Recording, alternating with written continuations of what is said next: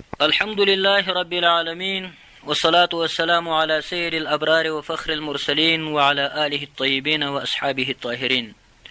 درنو او قدرمنو حاضرینو، تیر درس کې مونږ او تاسې د الحمدلله په ارتباط باندې په تفصیلاتو باندې وغږېدلو چې ثنا او صفت په واقعه کې په څه طریقه باندې الله جل جلاله لره ثابت ده. اوس دا خبره چې رب العالمین الحمدلله مو تیر درس کې ویلي وو او دې باره کې موږ غږېدلي وو. نن به په رب العالمین باندې وغږیږو. رب العالمین دا معنا لري چې دی پالونکی د عالمیانو ده. عالم په لغت کې علماء کرامو ته معلومه ده. عالم په لغت کې د اسم علی صیغه ده. ما یعلم به الصانع، هغه څه ته ویل کېږي چې جوړونکی ورباندې معلومیږي. نو په دنیا کې چې څه کائنات او څه مخلوقات او یا له دنیا نه پورته په اسمانونو کې شمسي نظام او د خدای جل جلاله د قدرت نښې الله جل جلاله پیدا کړي دي. دا ټولې په دې باندې دلالت کوي چې الله جل جلاله یو ده، واحد ده او لا شریک او بې مثال ذات ده. علماء لیکلي دي وفي كل شيء له آية تدل على أنه واحد. په هر شي کې د خدای جل جلاله د قدرت نښه ده او دا هر شی په دې باندې دلالت کوي چې الله جل جلاله چې ده یو ده. علامه ابو عبدالله محمد بن احمد بن ابي بكر القرطبي رحمة الله تعالى عليه یو مشهور مفسر ده. دغه یو تفسیر لیکلی ده الجامع لاحکام القرآن بولی. دا تفسیر الجامع لاحکام القرآن دا په تفسیر قرطبي باندې مشهور ده. په دې تفسیر کې دغه مفسر د حضرت ابو سعید خدری رضی الله تعالی عنه یو روایت را نقل کړی. هغه فرمایي چې د خدای جل جلاله په دا خلقت کې 40,000 عالمونه دي. 40,000 عالمونه، او په دا 40,000 عالمونو کې یو عالم دغه د موږ دنیا ده. تاسې پام ورته وکئ. د خدای جل جلاله په خلقت کې ابو سعید خدری رضی الله تعالی عنه فرمایي د الله جل جلاله په خلقت کې 40,000 عالمونه دي او په 40,000 عالمونو کې یو عالم چې ده هغه دا د موږ او تاسې دنیا ده چې موږ او تاسې پکې اوسو. دا ټوله دنیا یو عالم ده او 9,999 عالمونه نور دي د خدای جل جلاله چې هغه پیدا کړي دي. دغه یو عالم دغه ټوله دنیا په یو عالم باندې حساب ده او په دنیا کې چې دا څه شیان موجود دي دا ټول په یو عالم باندې حسابیږي. اوس نو دا خبره احادیثو کې راځي. رسول الله صلی الله علیه و آله وسلم چې کله معراج ته وخوت، جبرائیل علیه السلام ورسره و. کله چې دی له اسمانونه پورته سو عرش ته چې ورسېدو نو د عرش عظیم هغه ملکه چې د عرش حامله ده او عرش عظیم یې پورته کړی ده او نیولی یې ده. د دې ملکې په غاړه کې یو جوړ تسبیح وې. د دې ملکې په غاړه کې یو جوړ تسبیح وې او ډېرې ښکلې او ښایسته تسبیح وې. دا تسبیح یعنې یوه غاړکۍ وه، یو غړوانده و، یوه غاړکۍ وه، یو مرۍ وې د تسبو په شکل باندې جوړې وې. د تسبو په شکل باندې جوړې وې او په تار کې پیلې وې او د عرش هغه ملایکه چې عرش عظیم یې پورته نیولی ده د هغې په غاړه کې پرتې وې. ډېرې ښکلې او ښایسته تسبیح وې او یا مرۍ وې. دغه مرۍ او دغه غړوانده یو غاړکۍ یا دا تسبیح هر شی چې یې بولی دغو غړواندې ته چې کله رسول الله صلی الله علیه وسلم وکتل نو له جبرائیل علیه السلام نه یې پوښتنه وکړه، ویل ای جبرائیله دغه غاړکۍ او دغه غړوان دی او تسبیح څومره ښکلي او خوشنما دي. جبرائیل علیه السلام وایي په جواب کې ورته وویل چې ته راځه زه د الله جل جلاله د قدرت عجایب در ښکاره کړم. کله چې دوی د ملکې خواته ورنږدې سو جبرائیل علیه السلام د ملکې له غاړې تسبیح راونیولې او یوه مرۍ یا یوه تسبه یې ماته کړه. کله چې یې ماته کړه رسول الله صلی الله علیه وسلم ولیدل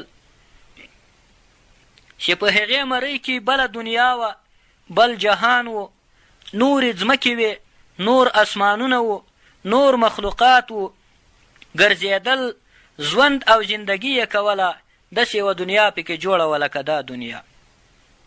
نو ګورئ دا خبره هم د دې خبرې تصدیق کوي چې تفسیر قرطبي را اخیستې دي او لیکلی دي چې ابي سعید خدري رضی الله تعالی عنه یو صحابي ده، هغه فرمایي چې عالمونه 40,000 عالمونه دي او په 40,000 عالمونو کې یو عالم دا ټوله دنیا ده. ټوله دنیا چې راواخې دا یو عالم ده، 19,999 نور دغه عالمونه موجود دي لکه دا دنیا. نو اوس الله جل جلاله چې د رب العالمین ده، یعنی پالونکی د عالمیانو ده، یعنی له خدایه ما سوه چې څه موجودات موجود دي، له الله جل جلاله ما سوه د دې ټولو موجوداتو پالونکی او د دې ټولو موجوداتو مربي او تربیه ورکوونکی ده. دا ټول مخلوقات الله جل جلاله پیدا کړي دي او د دې ټولو مخلوقاتو فنا کېدل د الله جل جلاله په قدرت کې دي او د دې ټولو مخلوقاتو تغذیه او دوی ته غذا او خوراک رسول او دوی ته اوبو او څښاک رسول او دوی په دوی کې هغه د دوی مختلف اعمال او عملونه پیدا کول او په دوی کې هغه ژوند زندګي و مینه او الفت پیدا کول او د دوی ترمنځ هغه راکړه ورکړه او مدارات پیدا کول، دا ټول د الله جل جلاله په لاس کې دي. خدای جل جلاله ویلي د رب العالمین چې دی رب د عالمیانو ده. عالمین د عالم جمع ده، موږ او تاسې مخکې وویلي، او عالم چې د هغه څه ته ویل کېږي د اسم علي صیغه ده او لکه خاتم داسې یوه صیغه ده، یعنی اسم لما یعلم به الصانع، دا نوم د دې هغه شي لپاره چې خدای پې پېژندل کېږي، الله جل جلاله پې پېژندل کېږي. یوه خبره راځي له یوه کوچي چې وایي چا پوښتنه وکړه، له یوه د دښتې له اوسېدونکي او د غره له اوسېدونکي چې په ټول ژوند یې تمدن هم په سترګو نه و لیدلی، وایي چا پوښتنه وکړه چې ته الله جل جلاله په څه پېژنې؟ نو دا عرب کوچی و، ده وایي ورته وویلي چې البعر تدل على البعير والسير يدل على المسير فكيف لا يدل العالم الكبير على الخالق الخبير. وای دغه پچې چې دلته توسوي دي له دې چې ما ته دا را معلومیږي چې دلته اوښان تیر سوي دي، او دا قدمونو چې کومه ځمکه وهلې له دې چې ما ته دا را معلومیږي چې دلته ولا لاره تیره سوې ده، خلک ګرځي. نو دا د دنیا شیان یو په بل سره پیژنم، نو فکیف لا یدل العالم الکبیر علی الخالق الخبیر، څرنګه به دلالت نه وکړي، څرنګه به را معلوم نه کړي العالم الکبیر دغه لویه دنیا، دا به ولې دلالت نه وکړي علی الخالق الخبیر، په هغه څښتن پیدا کوونکي باندې چې هغه خبیر او په هر څه باندې خبردار ذات ده. دغه عالم کبیر ته چې زه وګورم، دا لویه دنیا ته چې زه وګورم، دا غټې نړۍ ته چې زه وګورم، او په دې کې دغه دماغونو او عقلونو ته چې زه وګورم، په دې کې دغه شعور ته چې وایي زه وګورم، او په دې کې دغه ځمکو اسمانونو بارانونو طوفانونو سیلابونو ته چې زه وګورم، او په دې کې دغه بادونو ته چې زه وګورم، او په دې کې د ټولې دنیا تغذیې ته چې زه وګورم، او په دې کې دغه عجیب عجیب مخلوقات چې زه وګورم. الله جل جلاله دومره مخلوقات، څومره انسانان الله جل جلاله پیدا کړي، مګر تاسې پام ورته وکئ دا یو انسان د بل انسان په وړه باندې نه ده، یعنی داسې نه ده چې دا یو انسان کټ مټ او عین داسې ښکارېږي لکه دا بل انسان.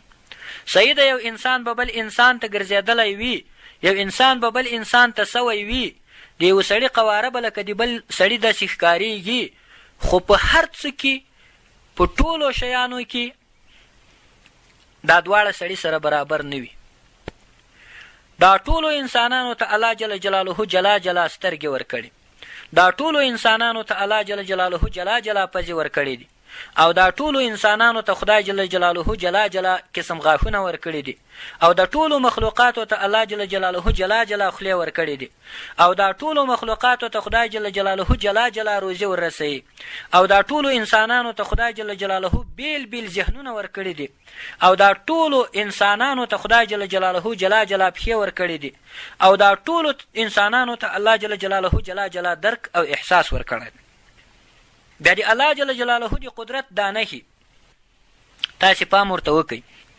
د دې دنیا نظام چې الله جل جلاله په یوه عجیبه طریقه باندې پیدا کړی ده، داسې مثلا وګورئ د دې لپاره خدای جل جلاله دا مخلوقات په دغه طریقه پیدا کړي دي چې د دوی ترمنځ کومه نزاع او مشکلات را نشي. وګورئ هغه کوترې د حیواناتو کې پام وکئ، هغه کوترې چې هغه صحرایي کوترې دي او صحرایي کوترې دي او دښتي کوترې دي او د هیڅ چا ملکیت هم نه دي، او د ښکار او د هوا مرغان دي. هغه کوترې خو د چا ملکیت نه دي، نو د خلکو جګړه او نزاع نه سره ورباندې راځي. نو ګورئ هغه کوترې ټولې خدای جل جلاله شنې پیدا کړي، په دې خاطر چې دا کوترې خو د چا نه دي چې سره بدلې سي او سره ورکې سي او بیا جنګ جګړه ورباندې پیښه سي. اوس نو هغه کوترې چې هغه کورنۍ کوترې دي او خلک یې په کورونو کې ساتي، هغه کوترې ټولې خدای جل جلاله برګې او سپینې او سرې او زیړې او خړې پیدا کړې دي، او کله کله یوه شنه هم پکې پیدا کېږي. حکمت د الله جل جلاله په دې کې دا ده چې دا کوترې چې برګې برګې دي، هر چښتن به، هر صاحب او هر خونده به د خپلې کوترې چې په ده پورې مربوطه ده د دې رنګ به پیژني. انسان خو ډېر عاجز ده، ټولې که شنې کوترې شي نو بیا خو د ما او د تا کوتره نه سره معلومیږي، بیا خو د احمد او د محمود کوتره نه سره معلومیږي، بیا به جنګ او جګړه او جنجال دا رامنځته شي. اوس ګوره هغه سویان چې هغه د غره سویان دي او د هېڅ چا هم شخصي ملکیت نه ده او چې چا ونیو د هغه ده، هغه سویان خدای جل جلاله ټول په دا یو رنګ باندې پیدا کړي. مګر د دې برعکس هغه سویان چې هغه د خلکو شخصي ملکیت ته او کورني سویان دي، هغه الله جل جلاله برګ او زیړ او سپین او تور او سره پیدا کړي دي. هدف او حکمت د الله جل جلاله په دغه کې دا ده چې که د یوه سړي هم سویان وي او د بل سړي هم سویان وي او دواړه سره ګاونډیان او همسایګان وي، نو بیا به دا ټول یو قسم په یوه رنګ سویان بیا به سره پیژنجالي، بیا به دوی خپل او پردي سویان نه سره پیژني. نو په دغه خاطر باندې الله جل جلاله برګ او تور او خړ او زیړ سویان پیدا کړو. نو دا څه ده؟ دغه نظام د عالم په دې عجیبه طریقه او په دې عجیبه وتیره باندې را روان. که خدای جل جلاله دغه نظام د عالم په صحیح طریقه باندې نه وای برابر کړی او صانع حقیقي او خالق و قادر مطلق د خپل حکمت له مخې دا دنیا نه وای جوړه کړې، نو دا دنیا به نن ورځ ورانه. خدای جل جلاله باران ته امر کوي، وریځې ته امر کوي چې ای وریځې تو بارانونه واوروه، وریځه په ځمکه باندې بارانونه وروي، باران وروي وروي وروي، بیا کله چې له ډېره بارانه چې واښه متاثر سي الله جل جلاله باد پې نازل کړي، د دې په خاطر چې دا واښه وراسته نه شي او خراب نه شي. نو باد ورباندې نازل کړي او باد دا واښه بیرته څه ناڅه شمال ورباندې لګي لګي لګي او شمال ورباندې راتاویږي او پرې راګرځي، نو بالاخره دا واښه بیرته تازه کړي. وښو ته په شمال سره قوت ورکړي. د هغه بعد الله جل جلاله لمر ورباندې راوخیځوي. لمر چې پرې راوخیځوي، دا لمر بیا دا وښو او د نباتاتو دا پاڼې ورتازه کړي او تک شین رنګ ورکړي، او بعضو ګلانو ته سور رنګ ورکړي، او پاڼو ته شین رنګ ورکړي، او سره ښایسته یې کړي، او سره ښکلې یې کړي، او له بهجت او تازګي سره یې مخامخ کړي. دا ګوره، لمر یې هم د تا د نباتاتو په خدمت کې ګرځولی، سپوږمۍ هم د تا لپاره خدمت کوي، اسمان هم د تا لپاره خدمت کوي، وریځې هم ای انسانه د تا لپاره باران راوروي، باران هم د تا لپاره خدمت کوي، او بادونه هم د تا لپاره خدمت کوي. دا په دې خاطر چې انسان خدای جل جلاله یو ذی عقل او ذی شعور مخلوق پیدا کړی ده، او د انسان فائدې ورباندې مرتبې دي په دې شیانو باندې. شیخ مصلح الدین سعدی شیرازی رحمت الله تعالی علیه فرمای: ابر بادو مه خورشید و فلک در کارند، ابر بادو مه خورشید و فلک در کارند، تا تو نانی به کفاره و به غفلت نخوری. همه از بحر تو سرگشت و فرمان بردار، شرط انصاف نباشد که تو فرمان نبری. وای وریځ او باد او سپوږمۍ او لمر او اسمان دا ټول په کار باندې لګیا دي. د دې لپاره ای انسانه چې ته یوه ګوله ډوډۍ په لاس باندې راوړې او په غفلت باندې یې ونه خورې. همه از بحر تو سرگشت و فرمان بردار، دا ټول شیان د تا لپاره ای انسانه سرګردانه او تابع دي. شرط انصاف نباشد که تو فرمان نبری. دا د انصاف طریقه نه ده چې ته د خپل اصلي محبوب او د خپل اصلي مالک فرمان یو نشي، او د هغه ناز او د هغه امر او د هغه فرموده دا په جای باندې نه کړي. نو دلته ګوره، الله جل جلاله عجیب عجیب مخلوقات پیدا کړي. دغه آیت چې کوم راغلی ده: افلا ينظرون الى الابل كيف خلقت والى السماء كيف رفعت والى الجبال كيف نصبت والى الارض كيف سطحت. دغه آیت شریفونه چې کوم راغلی دي، نو دلته دا اول آیت چې ما تلاوت کو: افلا ينظرون الى الابل كيف خلقت، آیا دا انسانان نه ګوري و دا اوښ ته چې اوښ څرنګه پیدا سوی ده. ګوره، خدای جل جلاله د خپل قدرت نښې په خپلو مخلوقاتو کې خپلو مخلوقاتو ته ورښکاره کړي دي.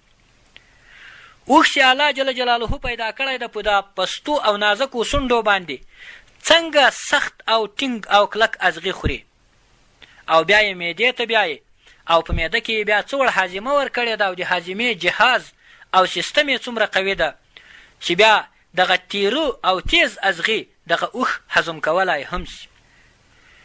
او دغه رنګه دغه د اوښ نورې پایدې علامه کمال الدین دمیری صاحب رحمت الله علیه په حیات الحیوان کې بیان کړی دی. یوه پایده له هغو څخه دا ده چې دغه اوښ چې خدای جل جلاله پیدا کړی ده، دا اوښ چې الله جل جلاله پیدا کړی ده، نو دغه اوښ هېڅکله هم د خپل چښتن نافرماني نه کوي. ګورئ، د اوښ په پزه کې د اوښ چښتن یو لرګی ور واچوي، هغه لرګی چې د اوښ په پزه کې ور واچوي، نو د دې اوښ په پزه کې دا لرګی ور واچوي، یو نری تار، یوه رسۍ او یو پړی دا ور پورې وتړي، او کوچني ماشوم ته خپل زوی ته یې په لاس ورکړي،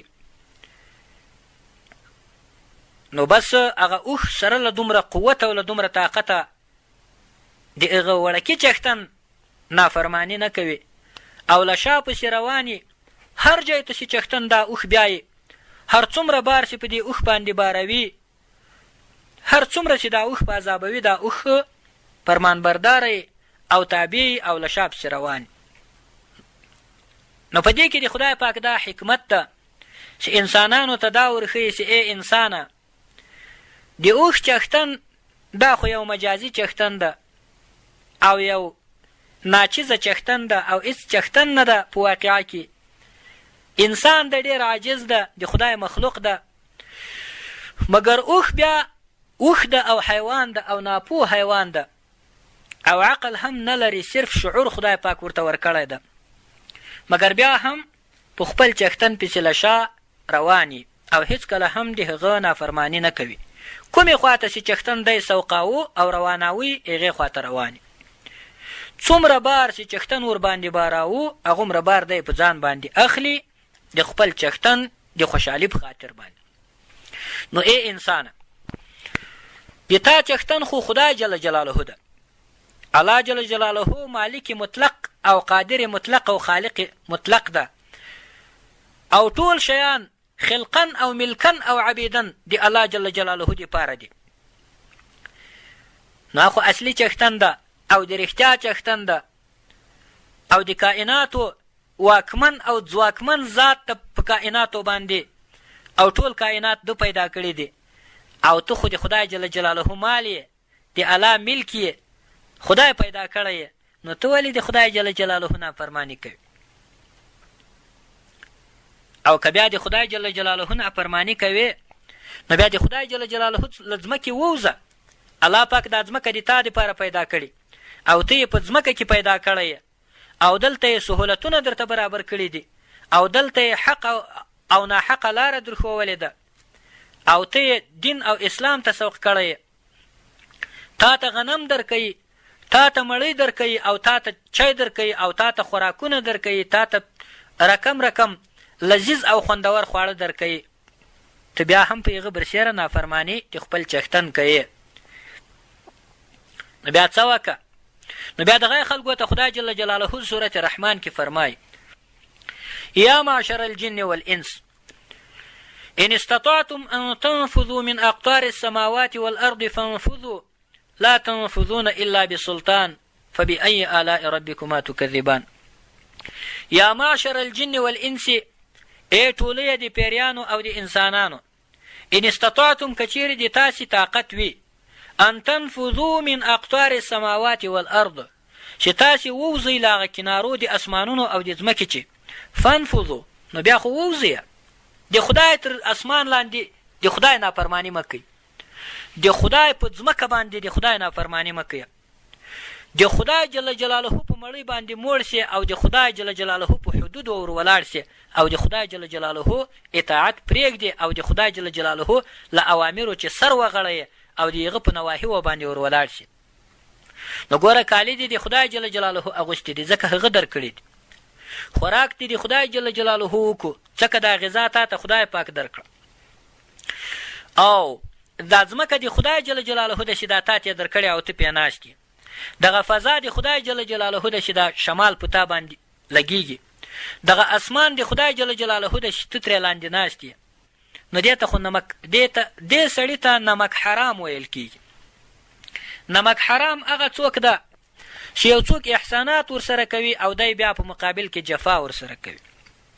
خدای جل جلاله څومره احسانات و نیکي وي له تاسې سره کړي دي ای انسانانو، نو ته په مقابل کې جفا مه ورسره کوه، وفا ورسره وکوه په وعده باندې، کومه وعده چې تا له الله جل جلاله سره کړې،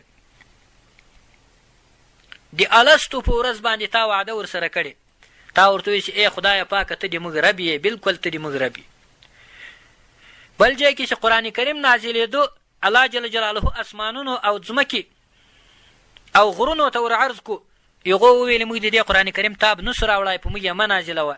تا ورته وویل ای انسانه چې په ما یې را نازل که، زه به په دا قرآن کریم کې چې څو اوامر او نواهي دي دا به ټول منم او په قرآن کریم باندې به عمل کوم. إنا عرضنا الأمانة على السماوات والأرض والجبال فأبين أن يحملنها وأشفقن منها وحملها الإنسان إنه كان ظلوما جهولا. نو دغه خبره ګوره انسان ته متوجه ده، نو دغه اوښ ده هم د خپل چښتن نافرماني نه کوي، نو انسان چې بېلارې سي او د خدای جل جلاله له امره چې نعوذ بالله خدای جل جلاله دې موږ ته عفو وکړي، د خدای پاک له اوامرو سر وغړی، نو دا تر هغه اوښ هم بد ده. علامه کمال الدین دمیری رحمت الله علیه په حیات الحیوان کې لیکلي وایي دا اوښ دا رقم حیوان ده چې دا د اوښ له وړیو چې که یو سړی بړستن او نیالۍ جوړه کړي او په ځان باندې یې اچوي دا د کلنجو او د بادو لپاره مؤثره دوا ده او هغه سړی به قلنج به یې نه نیسي او باد به یې نه نیسي او که د ده بدن باجن وي او د ده دغه بدن دا رقم وي چې دردونه کې لکه روماتیزم او یو بل مشکل ولري دا به خدای جل جلاله دا ځینې رفع کوي. همدارنګه بله خبره بله نفع او فایده یې دا راخیستې ده چې د اوښ دا پچې نه دي د اوښ دا پچې سې راواخې او له هغو چې حکیمان او یوناني طبیبان یو قسم تیل راباسي. هغه تیل د اوښ له پچو چې په دې ډول باندې راایستل کیږي چې یو منګی راواخیستل سي یو ګړی یا منګی راواخیستل سي او بیخ یې سوری سي او د اوښ له دا پچو چې ډک سي او بیا په دا ګرمه داسې یو ځای کې کېښودل سي چې د هغه په شاوخوا باندې سکروټې او انګار کېښودل سي. نو څومره سي دغه منګی ګرمیږي دغومره یو قسم تیل بیخ ته سي یو بل لوښی د دې منګي بیخ ته یو بل لوښی کېښودل سي څومره چې منګی ګرمیږي دغومره دا تیل ځینې داسې یو غوړ غوندې تیل مواد تویږي د منګي له بیخه چې کله چې دغه پچې ایره سوې او یا دا تیل پکې ختم سو نو بیا څه کېږي بیا په هغه کته لوښي کې داسې تیل موجود یو قسم لکه زرنه داسې تیل موجود یي دا تیل چې راواخلې دا د هغه مرض لپاره دغه بونه یې موږ او تاسې ورته وایو د چا په مخ باندې داسې خشکي پیدا سي او مخ یې پټو کې اچوي وچ پټو کې اچوي په دې مخ باندې که وموښل سي 2-3 وخته دوامداره دا د مخ بونه او تکلیف دا به یې خامخا ورک سي. او د اوښ غوښه چې ده دا هغه غوښه ده چې که یې څوک وخوري د باد و مرض دا ځینې ورکېږي. نو مصالح یې بیخي ډېر دي. نو ما ځکه درته وایي چې دا په دې خاطر چې خدای پاک په یوه اوښ کې دومره حکمتونه پیدا کړي. دا اوښ نه ده اوښ هېڅکله هم له خپلې موره سره دی جماع نه کي. کتابونو لیکلی دي چې ټول حیوانات دا رقم دي چې له خپلې موره سره هم جماع کولی شي مګر اوښ هېڅکله هم له خپلې موره سره جماع نه کي. بیا علامه دمیری صاحب رحمت الله علیه یوه واقعه را نقل کړې ده وایي یو وخت کې یو اوښ و بیا د دې اوښ چښتن د دغه اوښ مور له موره سره په جماع باندې مجبور کو او غلط یې کو او په دې رقم باندې غلط کو چې په هغه اوښه باندې پیڅولونه او هغه شړۍ او توکرې واچول اوښ یې ورته راپرېښو اوښ خو پې خطا سو جماع سې ورسره وکړه له هغه بعده چې ده دغه کوم شیان چې پې اچولي وو دا یې ځینې لرې کړو نو اوښ چې ورته وکتل ویې پېژندله چې دا خو یې مور ده. نو په دا چښتن پسې یې وایي منډه واخیسته چښتن منډې والې او اوښ منډې ځینې والې بالاخره کله چې یې ونیو تر غاړه یې په غاړه کې خوله ورخښه کړه او سینه یې پې کېښووه او دا سړی یې مړ کړو. کله چې یې وایي مړ کړو اتې یې پرېښو ځینې را روان سو. نو دومره یو درایت الله جل جلاله اوښ ته ورکړی. نو ګوره اوښ چندانې حیوان نه ده دومره قوي حیوان په پوهه کې دومره قوي حیوان نه ده. تر اوښ ډېر قوي حیوانات شته لکه ګیدړه او لکه هدهد دا کوکوپخ یا بیبي توتکی چې موږ او تاسې ورته وایو مختلف حیوانات دي مګر بیا هم چې په اوښ کې دومره مصالح دي نو په نورو شیانو کې به څومره مصالح موجود وي. نو انسان چې نافرمانه شي تر اوښ هم بتر ده. نو الله جل جلاله دغه مخلوقات پیدا کړي دي نو ځکه خدای پاک وایي او د دغو شیانو پالونکی هم الله جل جلاله ده. خدای پاک فرمای رب العالمین چې دی رب د عالمیانو ده عالمین خو چې عالم جمع ده او عالم 40,000 دي. په 40,000 کې یو عالم چې ده دا ټوله دنیا ده، او دا 9,000 او 999 عالمونه چې دي دا بیا نور دغومره عالمونه دي لکه دا دنیا. تفصیل یې موږ او تاسې مخکې تیر کو. نو درنو حاضرینو، نن درس کې دغومره بس ته چې موږ او تاسې په عالمین کې وغږېدلو. بیا به انشاءالله په راتلونکي درس کې په الرحمن الرحیم کې غږېږو او بیا به په مالک یوم الدین کې غږېږو. د اوس لپاره دغومره بس ته. والسلام علیکم ورحمة الله وبركاته. أقول قولي هذا أستغفر الله لي ولكم أجمعين، وصلى الله تعالى على خير خلقه ونور عرشه محمد وآله وصحبه أجمعين.